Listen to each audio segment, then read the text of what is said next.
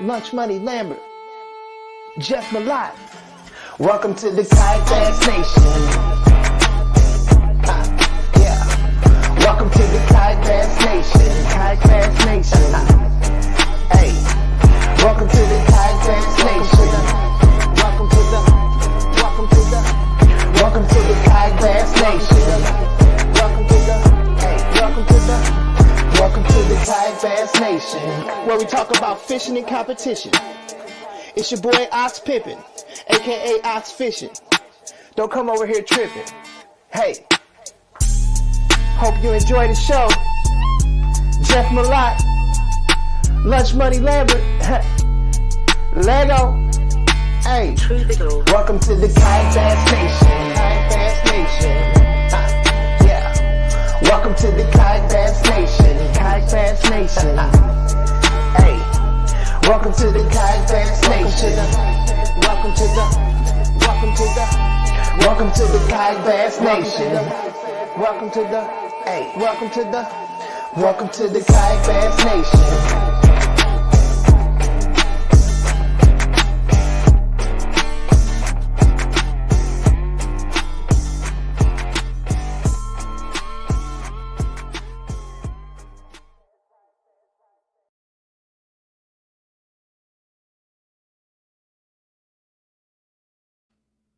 What's up, everybody? Happy Monday. Welcome to KBN Live. Ryan, what's up? Back on the road. I see you. Nice little hotel wall. Here we are. Road Game Studio. Road Game Studio. Hey, TOC's in the books, man. What a wild last week that it was. The roller coaster of the TOC, those 3-day events. It's hats off to Jordan Marshall for finishing second in the TOC for the third time. I don't know. Wow. My boy got it dialed in, son. I do not know how you do that so consistently. Yeah. So we've got Caddo Lake's second place finisher, who is this year's champ, Brady Storrs, on the show tonight. Congrats to Brady. I hate to say he came out of nowhere because he was in the top 5. He was in the top 5, but with the last leaderboard check, obviously he was a good, I think 6 inches back, 5 inches back, something like that. So people were looking at the top 3 and trying to figure out what do they need to call to pass them. And then as the weigh-in went down in those final 2, when they announced it was Brady and Jordan in the final 2, I was like, Brady got him. He freaking got him. I mean, that's that became evident because you're looking at the 2 guys that were close to him, and I was like, well, if their names are already out, there's a surprise.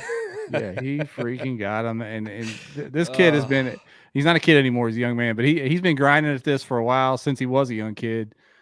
He went out and tried to chase a lot of these tournaments the last couple of years. He's been right on the doorstep a couple of times and been up in the AOY points and stuff. So cool to see him get that first place trophy at the TOC. That's the way to do it right there. So man, we're going to talk to him about that. And then of course, second half of the show, we've got young Edwin, Ewing Minor, closed out the AOY, made his father so happy. After years of mathematical debate, he's finally put it to bed and captured the AOY title. Yeah, man. So we're going to have him on in the second half of the show. And if you guys saw, right when we went live, I tried to put the banner up. We're doing a Revo giveaway tonight. So you know the drill for the Revos. Best sunglasses, best lenses on earth, best I've ever had. So make sure you do the like and share on Facebook, like and comment everywhere else, and we'll draw a winner at the end of the show after I put up a random hashtag. I'm not letting y'all cheat the system. You have to be watching later to get the right hashtag. Yeah, don't let them slip. They've been trying to clip us. But yeah, TOC's in the books. That's kind of the ribbon on top, the cherry on top of the season, right? So now we look forward to 2024, and it's coming right up on us. Man, too fast. I wish we could add in like another month of off season. Be excellent. Yeah. So not a lot went down besides the TOC over the weekend, as it's kind of late in the year. I put a poll up a little earlier in the evening. I don't know if you saw it yet, Ryan, on the KBN group page, seeing where people are going to be focused for 2024. Mm-hmm. And it's interesting. It's kind of falling how you would think, and then there's some surprises there too. I think the Bass Nation state stuff is going to impact the overall landscape more than people realize. What do you think? Definitely, because I think if you're having these bigger tournaments with better payouts locally, I think you're a lot less likely to want to drive 8 or 9 hours to go fish, for maybe a little more money. But I just don't I don't see the benefit to it that much. So I think definitely as you see these state series kind of bolster their trails and participation, that's really going to impact, both sides of the national tournament scene. Yeah. Yeah. So, Texas was kind of the big one that kind of shocked everybody with that killer schedule with those big name lakes. Tennessee's got a great schedule. There's other states as well, but I think that is the regional, it's statewide, but it's really the regional kind of bridge between that and the national trail, the local and the national trails that we've been looking for. It looks like that's kind of coming together. So, yep. And I think it's going to continue, like, as you see the participation grow in the Bass Nation state stuff, that's going to evolve within Bass. They're going to adjust to the kayaks being a bigger part of it. And I think you'll see things kind of transition over and smooth out a little more to where it's more of a flow between the steps from the regional stuff to the national scene. Right. It's going to be good. I'm looking for. There's not one in Arkansas yet, but I've got a few of those Texas events penciled in for next year, just because it's not that far. It's not that far from where I live to get down there. Maybe come over to Tennessee and mess around a little bit. We'll see. We're coming to Fayetteville in February for some kind of bird hunt. I don't know, shooting some quail and pheasants and stuff. Fayetteville, Arkansas? That's what they say. So get ready, old boy. Come and see me, Ryan. Come to the homestead. I'm doing it. Yeah, that's cool. I'm curious where that will be. Can't be in one of those fly swatters. No, it's right outside of Fayetteville, but they said that's the nearest town with like Airbnbs. It's a bunch of the Texas guys coming up. Okay, probably heading out to Madison County somewhere. Who knows? But yeah, cool. That'd be fun. Oh yeah, exciting. What else went down for the week? Did you see the video going around? I think his name is Jacob Fouts, the Elite Series guy, talking about the truth about being out there on those tournament trails. Have you seen that yet? No, I didn't. I think it's Fouts. People in the comments can correct me. It was a pretty good video. He's not a YouTuber. It was not highly, well produced. He just threw his phone up in his boat and basically like broke down the true cost and how much this costs. And these elite guys are scraping to get by, can't get sponsor money. And he went into some real interesting things that don't directly relate to kayak fishing. But one thing he brought up, and we've kind of kicked it around in a joking manner on here before, is the, what do we call them, the patch pirates that logo up the jerseys with little to no value. They don't get a lot out of the sponsors. And he explained how that can hurt folks on the upper ends of things, trying to get actual support to get out there and chase higher level trails. Now, we're not there yet in kayak fishing anyway. We're all still opens, things like that. But as we develop and as we try to level up payouts and stuff like that, we're going to obviously have to have an infusion of sponsor money to the anglers to be able to cover that stuff. And if they can get it for free, they're not going to give it away. They're not going to give people cash to drop that exposure, right? I mean, that's been one of the kind of fights that I've been a part of the past few years, is like crossing that line from discount, whatever, to actually getting paid. Like, and you have to like present a case to these companies of where your value is and why they're better off investing their money with you instead of just, giving Joe Blow 25% off a pack of worms or whatever. Right. Like he basically acted like, hey, product's no problem, but actually getting financial support's can be a problem. It's tough. It is. It's tough. It's pulling teeth. Diggs Outdoors said he saw that, and there's a follow-up video the next day saying a sponsor dropped him the next day. Holy smokes. I did not know that. No more free worms for you, sir. Anyway, I appreciate the dude doing the video. He was just upfront and honest about it and sticking his neck out there. John, are you not watching the in-season? I don't know how to watch the in-season tournament, John. Are you aware of that, Ryan? The NBA in-season tournament? I didn't even know the NBA was still a thing, man. This is year one of there's a tournament within the season to determine the NBA Cup champion, I believe is the name. Oh my God. Are you kidding me? Yes. They're just trying to make LeBron win some kind of championship. I don't know how to follow the bracket. I don't know what's going on. I told John that like 20 years from now, there'll be people in DMs arguing about who's got the most cups. They're going to just start doing like the California State Championship NBA just so you get a ring somewhere. Yeah. So John, no, I don't know. When I'm watching a game, when they put that weird court, I know it's an in-season tournament game because they changed the court and make the weird jerseys. That's the only way. It's the only way I know. So it looks like arena football out there when they do the tournament games. I love it. Yeah. But yeah, we're going to get Brady in here in a minute. Before we do that, obviously we want to shout out the sponsors. The whole show presented by Eco Fishing Shop. Pretty new on the scene for us, but they've been killing it nationally for a while now. Ecofishingshop.com. You can find basically whatever kayak or accessory you need And most of their kayaks are zero shipping. They don't touch them with a forklift. They'll get to your spot damage free.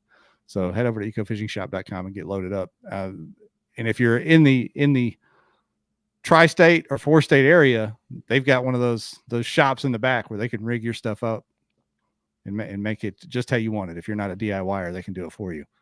And I think when Travis was on, he explained even if you can't go there, they'll get on the phone and walk you through how to put yours together. So top to bottom service over at Eco Fishing Shop. Can't be Pro Guide Lithium, official battery of KBN. Bangtail Whiskey. Tonight we're doing the Revo giveaway, so make sure you get in on that. You guys know how to do it. I know it's Tuesday, so some of you aren't used to this, but it's on a Tuesday, but it still works the same way. Like and share on Facebook, comment everywhere else. That part didn't change. Marshall got to meet Mr. Bangtail last night. Old Brandon being in person. Oh yeah. Okay, he's up in Nashville, part of the Riders Rounds or whatever. Family gathering up here. Okay. And if you guys are following us on Facebook and Instagram on our stories, we've got some pictures going up of some of the Gill stuff. I mean, it is time to get your new rain gear, cold weather gear. So get over to Gill, use that KB Nation 25 code to get you some big savings. I went over there to verify that code works, Ryan. Yes. And put in the Meridian set, and it was literally over $100 off with our code. So trying to help, brother. Trying to help. We're just out there trying to help. Save you some money. Save that money. Let's do it. But yeah, we appreciate them. Couldn't do the show without the sponsors because we couldn't give back as much to y'all. With that said, how about we get the latest TOC champ in here and talk a little bit about what went down over next to your house. Yeah. Yeah. Yeah, it was out there, I heard. Yo, what's going up? on, Brady Storrs? Nice being on. Thanks for having me, guys. Yes, sir, man.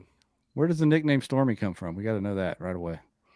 It comes from this lake in Iowa called 12 Mile that had a Bermuda Triangle type weather system move through on a summer tournament. And my buddy Kevin Workman and Tori Boma and I were all trying to not die in the tornado. So we were all doned nicknames from that storm, and I got Stormy. Okay, there you go. That's a legit way to get it. So perfect. When was that event? Was that during that Midwest series back in the day? Sure was. Sure enough. How about that? I reference that series so much with all you Midwesterners that we have on here. Yeah, that was the year for sure. So is that where you kind of cut your teeth? Is on that Midwest trail there? Getting more into like venturing out and traveling, and I had just turned like 16 or 17, so I got my license. My mom sent me down the road to go to all the Midwest states fishing that series. But before that, I was fishing our local club called Tale of Two Cities, which is now the Sticks kayaking or Nebraska Kayak Anglers. But yeah, the Midwest was like kind of my first thing that I had to really travel for. Some good anglers in that. I'd say that helps sharpen you up. Yeah, they are legit up here. Underrated. And I think that's where Christine kind of cut her teeth too, because she was just dipping into bass fishing at that point. You got the Workmans up there, a lot of other good anglers up there. So you guys, a lot of talent up in the Nebraska Kansas area. Iowa, Missouri, obviously Indiana, all those places. Yeah, they always come south and take that money, Ryan, from the Midwest. We try. Tennessee boys tried real hard. Yeah. We got some comments coming in. Remember, we're doing a like and share contest tonight on Facebook. Hit that like and share for the Revo giveaway. We're going to talk to Brady about what went down over on Chick. Before we get into the actual tournament itself, man, I got to ask you about these two photos. They had me cracking up. These are the most like legendary way to share your TOC trophy ever. Like the first picture I saw was this one with the Frito dip and the lemon juice and the Dos Equis there, which was awesome. And then the second one, when I saw your story come across, I'm like, what's happening here with this cat? This cat, like defending the trophy. Is there a story behind both of those? Were those set up on purpose, or were those just random picks? Because they were awesome. No, the Dos Equis bean dip combination definitely is not a random occurrence in any household we're in. That's kind of like a nightly wind down for my mom and my dad and I. We have a Okay. little fiesta. We're super into Mexican food, so that's how that came about. We're super into Mexican food. We get bean dip and Fritos. Yeah. Okay. Now That's she fair. makes a mean carne asada. I'll let you know that. Okay. All right. All right. But then that's just my cat Rory. He's just another one of the cheerleaders, and he was excited to see me getting home, and he posed for that picture pretty well. So I He thought that did. was funny. He looked like he was on defense. So, He was locked in there. That was awesome. But yeah, let's get into the tournament itself, man. When did you? I saw a lot of people rolling into town early. Ryan was seeing people drive by him on the highway there. When did you get to town, and what's your background on that lake? Had you been there before, and what did you go into practice looking for there? yeah, so my mom and I went down starting Thursday, the Thursday before the practice started. We had to do it in 2 days to get down there. It was about a 16-hour drive. Rolled into town late on, was it late? No, we got there at a decent time on Friday. Got all set up in our Airbnb, and then I got out there right at when they would allow you to get on the water for practice. Um, and before coming to Chick, I'd only been there one time, and that was for that Chickamauga tournament they had for Bassmaster the first year. That was super tough, but it was around the same time of year, so I had that going for me at least. So I'd kind of Was that the Great Flood, Ryan? No, the Bassmaster one was like the first open kind of Okay, I got you. Bassmaster event, right, Brady? yeah, I think you're thinking of the Hobie. Yeah, tournament. the Hobie. Yeah, that's right. the Hobie was the Great Flood. Yeah, I was not there for that one. I'd only been to the Bassmaster one that was like November 28th, or I mean, it was late in the year. But that's kind of the only time I'd actually ever seen Chickamauga, and it looked very similar to when we were here just now, where it was drawn down and there was shallow grass up along the banks, and they were doing the fall thing. So that helped a lot. And how, like, did you have kind of in your head a certain area that you wanted to look for on the lake? How did you go about breaking it down to find what you ended up, settling in on? Yeah, what I look for on lakes never really changes, especially in like a big tournament where you're not fishing for points, you're just fishing for the tournament. When I'm trying to win, I'm just looking for stuff that is kind of my strong suit, what I like to do. So I'm always looking for like main lake type things with shallow water access and deep water access, grass, kind of the whole shebang, as many different variables as I can get in that one area. So that's what I always look for. And I had several ramps marked down that I wanted to go check all the way from the bottom of the lake to the top into the river. And I was able to find those deep water access areas really fast. And I found the fish really fast too around there. Um, all practice, they were biting really well for me. They were just doing the shallow fall schooling thing where they were pushing bait up into the grass or the backs of pockets. And how did you approach practicing for this tournament? Did you do it any different with it being a 3-day event? I mean, there's a science to practice. Obviously, you got to lay off the fish a little bit, but were you more sensitive to do that with it being a 3-day tournament? Not really. I'm kind of fortunate in the way that I practice where I really don't catch many, like, I don't fish for fish very much. I just kind of look for areas that suit my style of fishing. And I love fall fishing because you really don't even have to catch fish because they show themselves to you so often where they're schooling on that bait, they're blowing up all the time. So if you just keep going back to areas that look good throughout the day, 2 or 3 times, you'll come across fish. If they're in that area, they'll be blowing up at some point. So I didn't really change the way I practiced, but I definitely just when I would find fish, I'd spend time in that area looking for other places that would be a close pedal for the tournament that had more fish. Did you end up utilizing multiple ramps during the tournament itself, or did you pretty much just stay locked in on one area?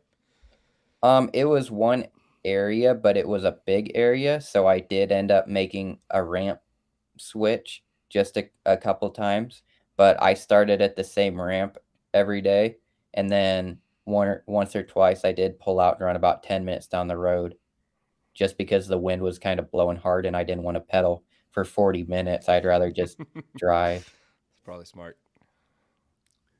Let's get into the tournament itself, man. I've got the leaderboard pulled up over here. Well, I'll throw it on the screen.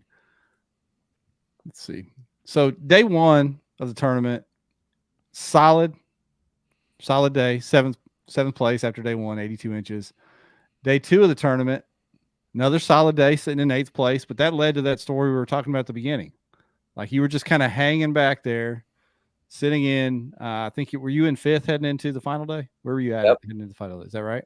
Yep, 5th. And then you saved the best for last. Obviously, at the best limit on the final day, and climbed all the way up there. So take us through those 3 days and what you figured out as the tournament progressed. Yeah, so like I was saying, with the way that I practice, I don't really fish that much. So it's kind of a curse sometimes because I don't always have the fish super dialed in. And in this tournament, I'm kind of thankful I didn't because we had different or changing conditions. So I started and caught 82.5. And after that day, I was pretty confident I'd kind of dialed them in a little more. And it showed the next day when I caught the 85.5. So each day I just kind of kept progressing in what those fish wanted. And also noticing the bass boat pressure and what that was doing to the bite. And I was able to go to more of a subtle approach on the different lures that I was throwing to try to trick those fish into biting on those last 2 days. What happened from day one to day two? Because was it just people getting dialed in, or did conditions change? Because if you look at the top 10, the limits on day one and day two, there was a decided increase in the average limit in the top 10. Mm-hmm. So what happened there on day two? Day one was sunny and calm all day. Day two, it was sunny and calm right away in the morning. And then at about 9 o'clock, the sun disappeared behind the clouds because there was a rain front moving in on Friday. So the clouds showed up on Thursday. And as soon as those clouds went over, I caught a 19-incher. 5 minutes later, I caught an 18 3/4. And I would assume that's around the time that the leaderboard probably shot up because those clouds came over and it got right in a hurry. That makes sense. Love it. Trying to catch some comments here. What was it you? I listened to the awards. Was it you that was talking about like a certain frog or something that they were really for some reason just keyed in on that one particular thing? You said you had to make a run to a bait shop or something. Is that right? Mm-hmm. Tell us about that a little bit. Yeah, my mom and I ran to the Real Deal Tackle Shop. They put on kind of like an anglers meeting during practice, which was super cool. And then they had a discount for all the Hobie competitors. So I just want to give a quick shout out to them, but they have an awesome frog selection. So I actually have the frogs here. This is the Cara or the Jackal Cara frog. Uh-huh. And it's a smaller size and it has the spinner, which I actually customized this spinner. It comes with 2 Colorado blades, but this spinner would go on the back like this and act as the tail. If you see, I took the tail off of there so that you didn't have all the plastic floating around in the water, because I was fishing on day 2 and the beginning of day 3. I was fishing more open water over grass. And so this would sit there, flutter as the waves would hit the frog and kind of act as a dying bait fish. So I was actually using this to mimic a shad rather than a frog. And then as day 2 rolled around, for whatever reason, it got a little harder to catch them on this one. So I took the blade off and caught my biggest fish on this, but then they were up in the mats more. So I switched to this frog, which is the snag proof. And I'm not positive on the model of this, but as you can see, I took the skirt off of that as well. This is it sits in the water a little heavier. I think it's a 1/2 ounce. I think they're the same weight, but it's just a little bit bigger, so it displaces some more water. And this is what I ended up culling up with a bunch right at the end of day 3. So you just fished it with no skirt at all on the back? Right. Yep. Man, and up there with them legless frogs. yeah, that's a Kevin Workman trick there for when they're just cut their legs off. Yep. All you do, all the legs is some skirt material tied in a knot inside of there. So you just pull it out. You don't even have to cut them off or anything. Using those Nebraska tricks. Nebraska they walk tricks super well, as kind of like a spook when you take the tails off. They walk super well.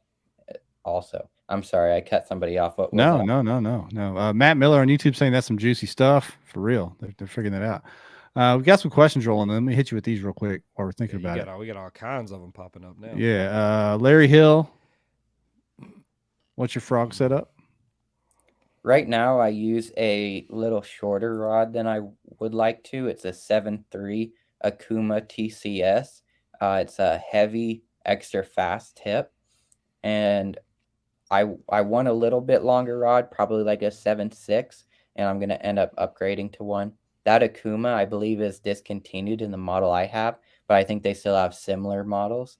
And then the reel that I always use is a Shimano 200K. In a fast gear ratio, like an 8:5 or something. Then I always use 50-pound braid. With fishing out of a kayak, your kayak always gives a little bit on hook sets. So I never have a problem with breaking off on 50-pound braid. People in boats sometimes do, I believe, just because it's more of an anchor when you set the hook. So I like the thinner braid because it'll cut through the grass a little bit better when whatever application you're doing. Let's see. We've got another one here.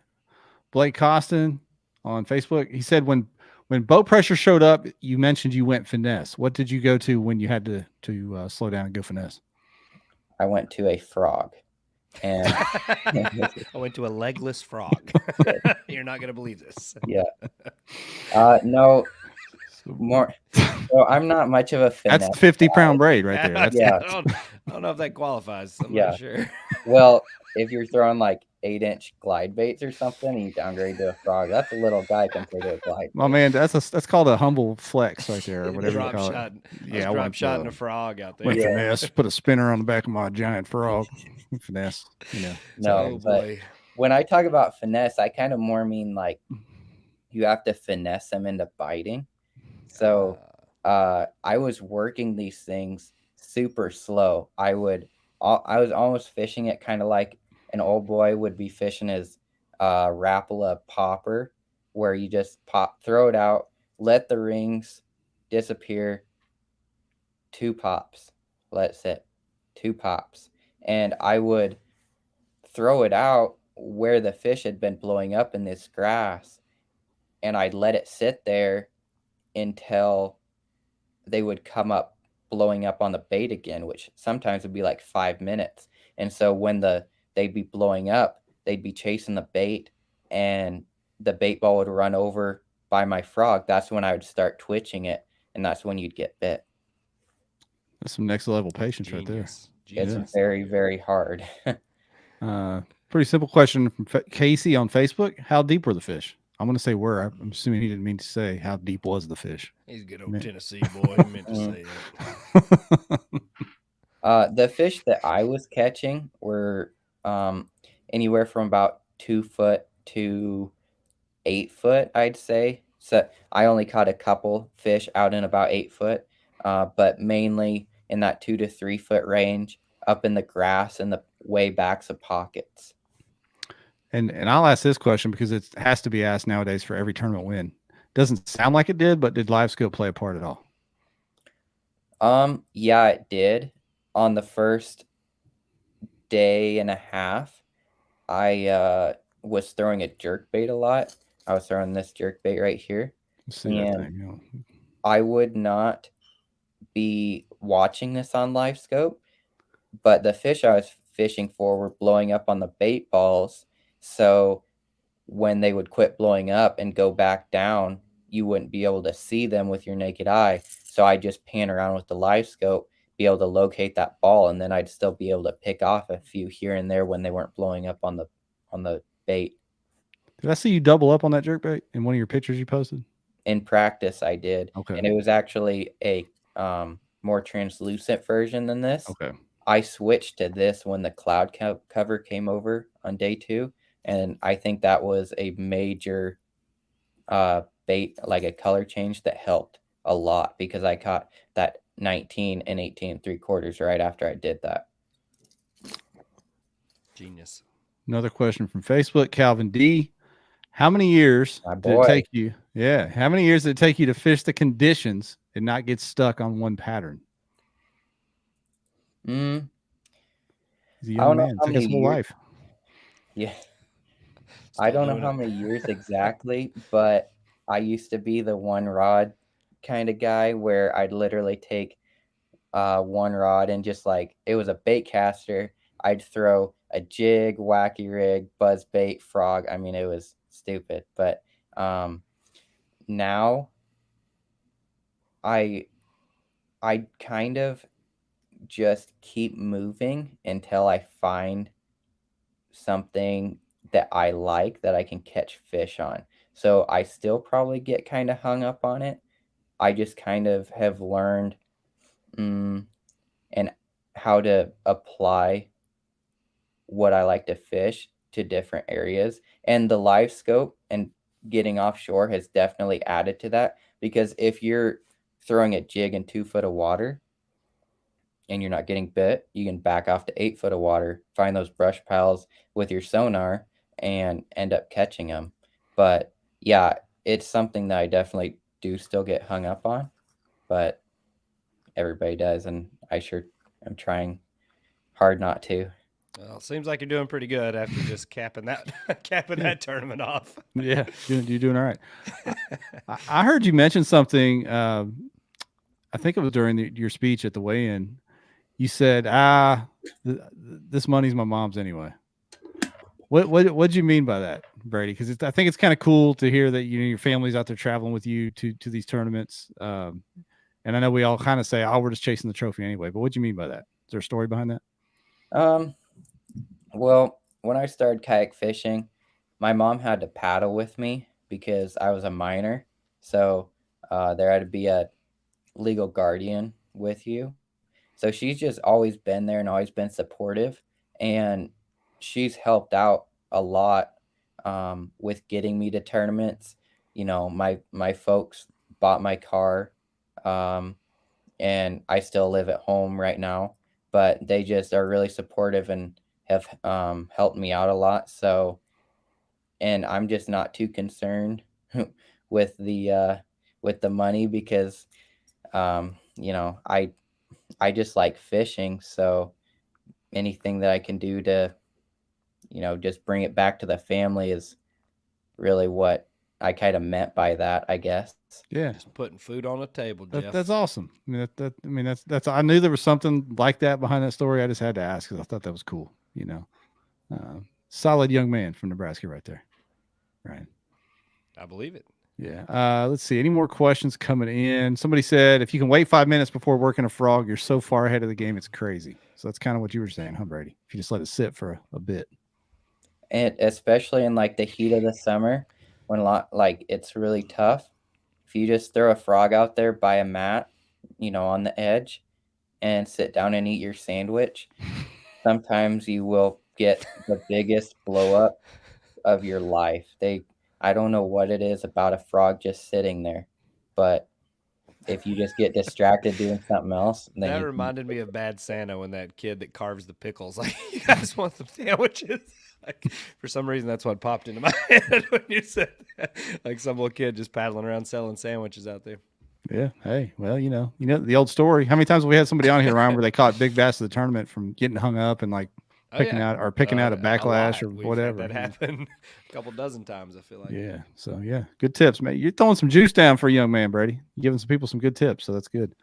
Any more questions for Brady? We're gonna let him slide out of here in just a minute. Ryan, you got anything else for him? Nope. Congratulations. Like I said, welcome to the club. I mean, that's a huge, that obviously that's career defining moment winning that. So congratulations on a tough Lake Chickamauga.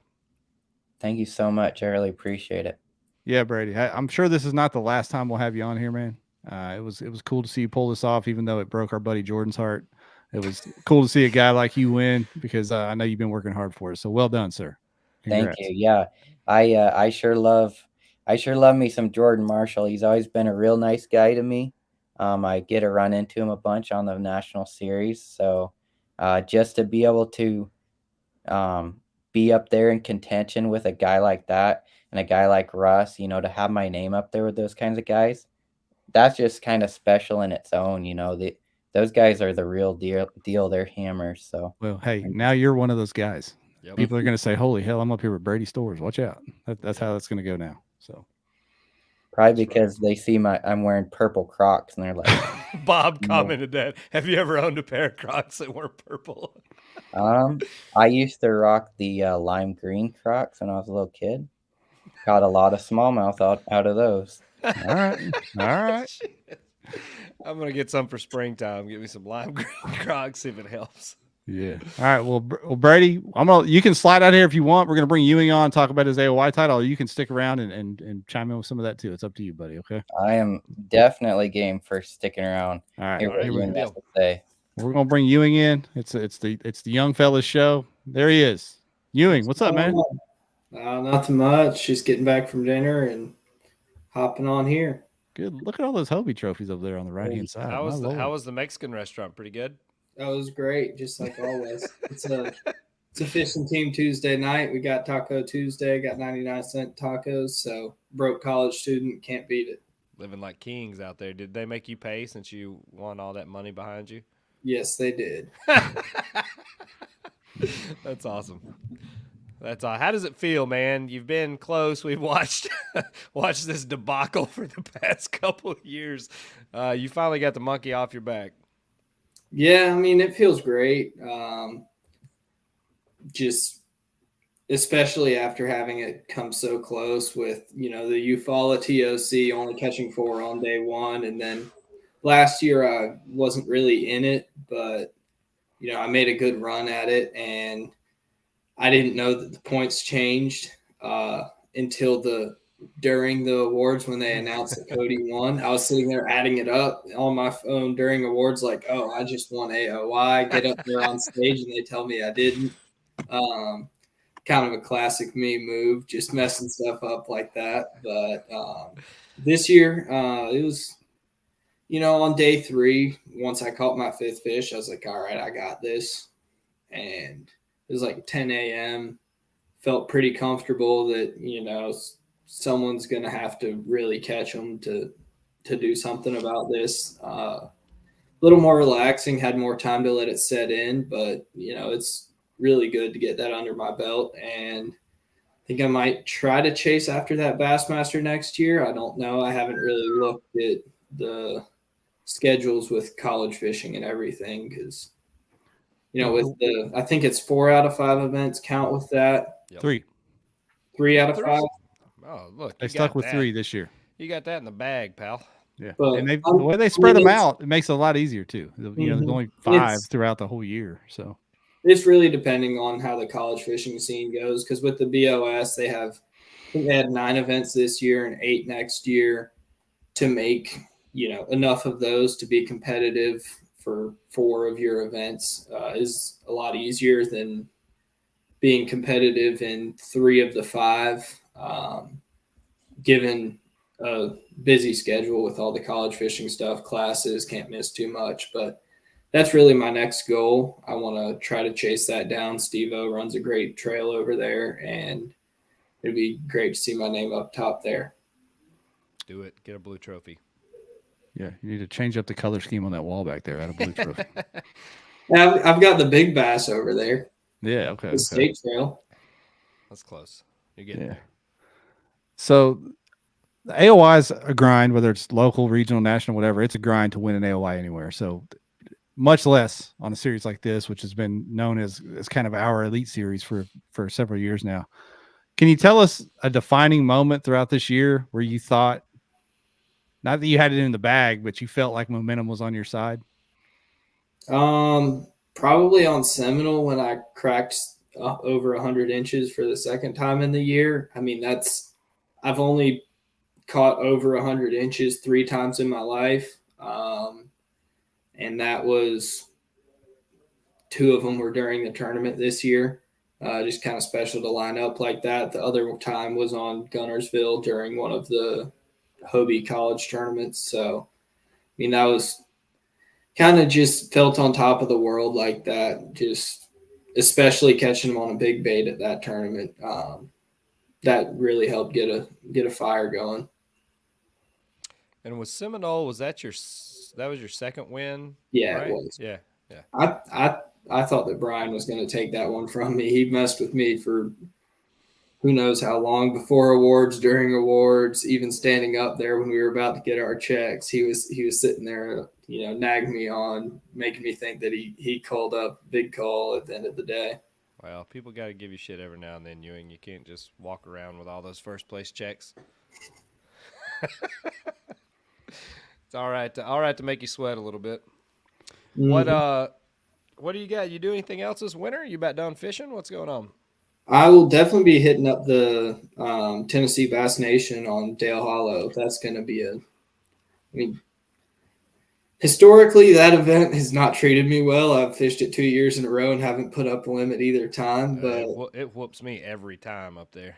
I think I've finally cracked the code. I've been fishing the same area both times, and I just I've spent some time up there, and I think I was in the right area of the lake for my style of fishing and expanded on that. Hopefully it'll be a little bit better to me, but regardless, someone will win it with high 90s, maybe 100 inches. It's always a great event. If Kayak Series ban live scopes next year, are you going to quit fishing? Probably. I will say I don't think we have to worry about that happening. I will say at TOC, I did not catch a single fish on live scope. I believe that. The way that lake was enough water to run live scope in it. Most of my fish were, I could have caught fish on live scope, but they were all 12 to maybe 16 inches if I'm lucky. Most of my fish were in less than 3 foot of water. Did you use any legless frogs? Legless frogs. Well, I had one bite on a frog that would have lost his legs. I don't think.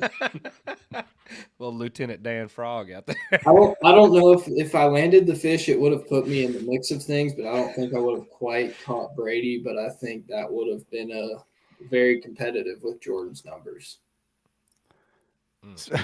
Speaking of Jordan's numbers, I had the AOY points pulled up here, and Jordan had a great year, finished 4th in AOY, former Hobie AOY. But I'm looking at that first event and remembering that story from when you were on here for that first event. And Brady, I don't know if you heard the story, but Ewing won the event. He got 200 points there. Jordan had 89 points, had a terrible event, and he was fishing like 30 yards, 40 shoulder yards to shoulder with Ewing. Just watching him wreck him. Yeah, it was during the initial debut of the rules of no communication, right? Quarantine. So, the quarantine rules. So, like Ewing, when he was on here, he was telling us like how he wanted to be able to tell Jordan, "Hey, stop doing that, do this," but he couldn't because of the rules. And it's just funny how that might have changed things. Have you guys talked about that again since then, Ewing, you and Jordan? Oh, we talk about it almost every time that we play together, and that's quite often. He's been one of the main people that I've been traveling with this year when it's not one of the college tournaments as well. That story's been told quite a few times, probably more than any other story, just because it really goes to show like how much something small will change, your entire outcome of the day. Yeah. Like a legless frog. Yeah. And Brady mentioned a little bit ago about how just stopping your bait, killing your bait, can make a huge difference. In that story Ewing told, it was kind of unintentional, right? But that's what happened with you. You figured out the retrieve by letting your chatterbait fall, but weren't really trying to do that. I will say the one bite I got on a frog at Chickamauga was, I had been, they were blowing up in the mat and everything. I'd been throwing frogs at them, the whole time. And during practice, I had a pretty good frog bite going on, but couldn't get any blow-ups on it during the tournament. And the one bite I did have on it was, there was like 5 minutes left in day 2. And a really big one comes up, blows up in the mat next to me, throw the frog out there, pop it up to it. And I'm like, you know what? I've been working it really slow, but I haven't let it sit. So I let it sit there for 15 to 20 seconds. And as soon as I go to move it again, it was probably a 22 to 24 inch fish, blew up on it, got it all the way out of the mat, get it up next to the boat, go to grab my net, and it just popped off like a typical frog fish. It's a heartbreaking way to fish a tournament. Yeah, it really is. I get stressed out trying to frog fish a tournament. We got some more comments coming in from YouTube and Facebook. Our Facebook is glitching on us tonight, Ryan. I don't know what's going on over there. Really? Zuckerberg's messing with us. But I see Rolando in the comments from Facebook, so it must be working again. He had a good tournament. He made a good run at it there on day 1 and 2. So where did he finish? He finished top 10 in AOY. So well done, Rolando. We've had him on before. This fish should have been worth $1,500, but they separated into 3 different days. That's true. Biggest bass that was really big fish. Same with Dusty's fish. Those were both giants. Marshall said he dumped one like a freaking 24 on day 3, first thing at the net. He said, like, I was pissed off, ready to break everything for about an hour that morning. I had to get away from Marshall after day 2 awards. He was, he was appreciative that he was able to finish that good, especially after his day 1. But I know that his 3rd time in a row finishing 2nd in the TOC, that's got to sting. We took the sting off of it a little bit last night.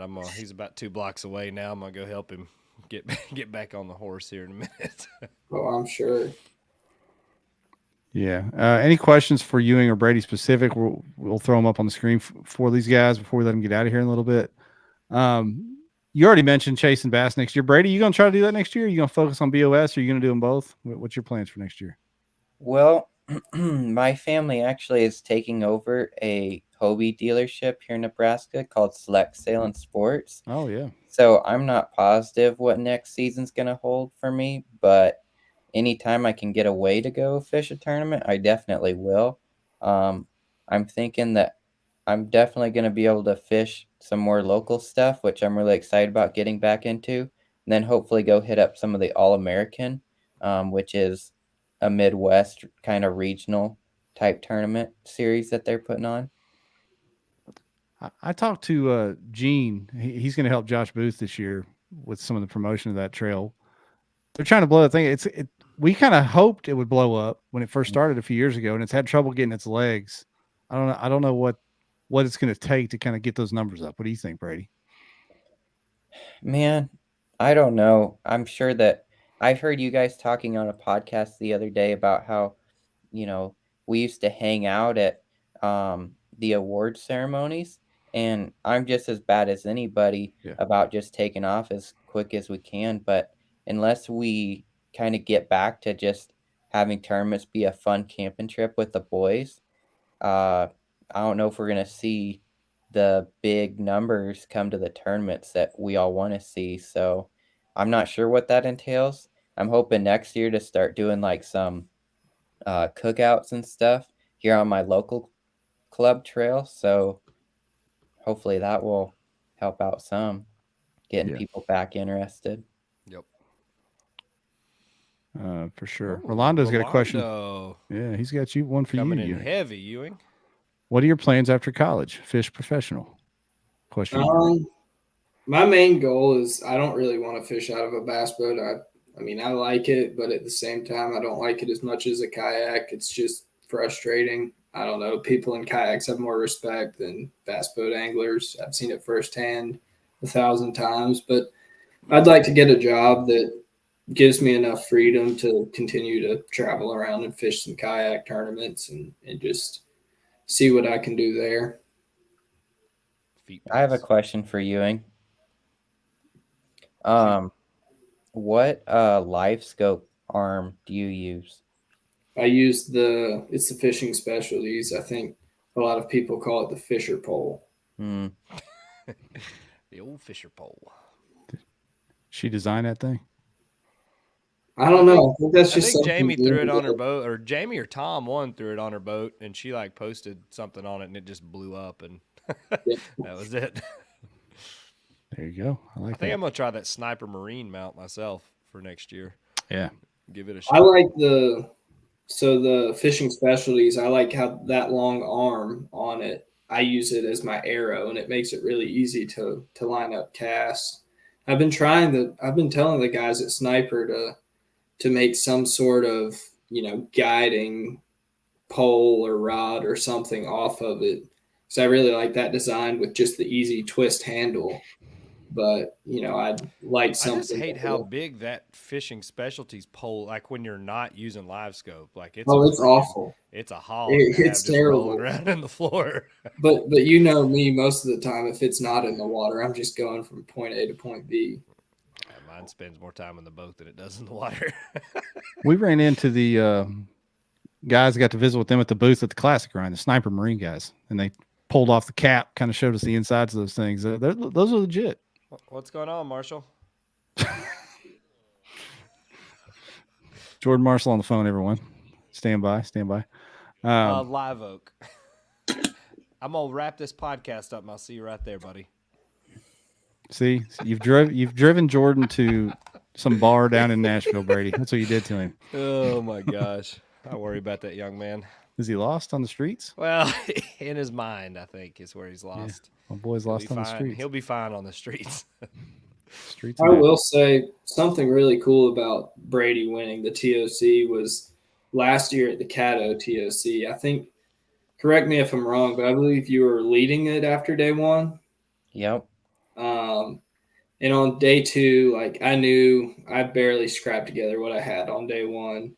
And I knew that on day two, I would have to change things up. So I was going and looking at different areas and fishing through.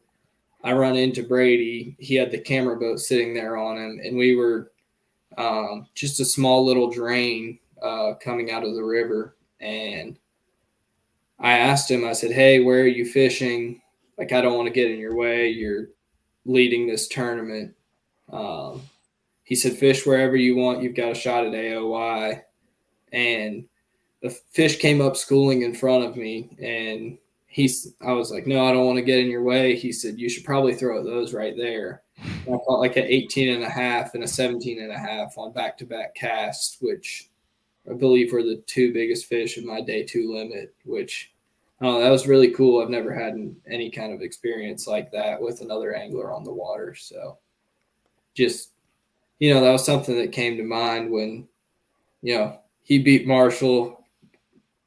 Hate to say it, but I was cheering for him, but at the same time, it was really cool to see someone that had been generous with me on the water it's karma to pull it out. Around. Yeah, that's awesome. He's the only thing Jordan's ever done near me on the water is break a couple rods. A lot of people have that story. Bullshit meltdown. See, Ryan, these Gen Zers are all right. Yeah, they're doing fine out there. They're doing fine. They're bringing us back together. America, I love it. That's the kind of stories we need. That's well done, boys. Rolando said he's got to know Brady on the road. Very stand-up dude. I've got to. We've all hung out with Ewing a little bit on the road. He fits inside a cardboard box very well. He's a nice young man. An acquired taste. About that. Oh man, that was a good one. Yeah, Nate's giving live scope tips. They cut the handle in half, easier to manage. We need plug and play, bro. We need plug and play. Canadians out here, boy. Canadians, wild. Yeah. Your legs off. Yeah. We're not going to keep these fellas too much longer, Ryan. You got anything else I for need him? to go track down Marshall. Yeah. And see where he's supposed to be. Well, gentlemen, I don't, man. Congrats to both of you. I mean, what a great way to cap off the season. I know both of you worked really hard for it. And, obviously Ewing, that AOY has eluded you the last couple of years. So it's good to finally see you get it done. And Brady, I'm glad you broke Marshall's heart. So I'll let him try again next year. Yeah. He'll get it. He'll get it. Yeah. Hey, well done, boys. He can't not get it. You can't finish second in the thing 3 years and not like he's got to win one at some point. Yep.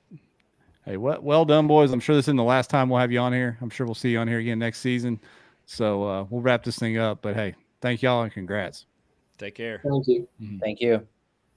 Oh, wait a minute. I gotta let these guys out of here, Ryan. We gotta do our giveaway. We gotta do the giveaway. Dang, I was about to drop everybody off. Shit. I was about to drop me off too. Yeah, we gotta do the giveaway. Now, hang on, everybody. We won't do you like that. Whew. We got the giveaway screen pulled up. My goodness. What's our hashtag gonna be? There it is, right there on the screen. All right. It's hashtag Revo Sunglasses. Tricking y'all up tonight. Tricking them up. And I'll do the giveaway quickly. I don't know what happened on Facebook, Ryan. It was in and out. And I don't know if we recapture everybody. Weird kind of like reloading screen or whatever. Yeah. But I could still hear y'all the whole time. I don't know. We're clearly not IT specialists. No. So this could be an all YouTube and Twitch giveaway tonight from the looks of things. No, there's a bunch of Facebook coming in. Is there? Yeah. See it like the top deal that shows us our viewers. Mm-hmm. It shows like 1 on Facebook and 50 on YouTube, and I know that's not accurate. Well, it may not be showing the viewers from Facebook because the numbers do look skewed, but there's like 20 Facebook hashtags. Yeah, the comments are flying in, so I don't know what's going on over there. Come on, StreamYard. What are you doing? Just holding us back, man. Killing us. We're about to have a breakout season.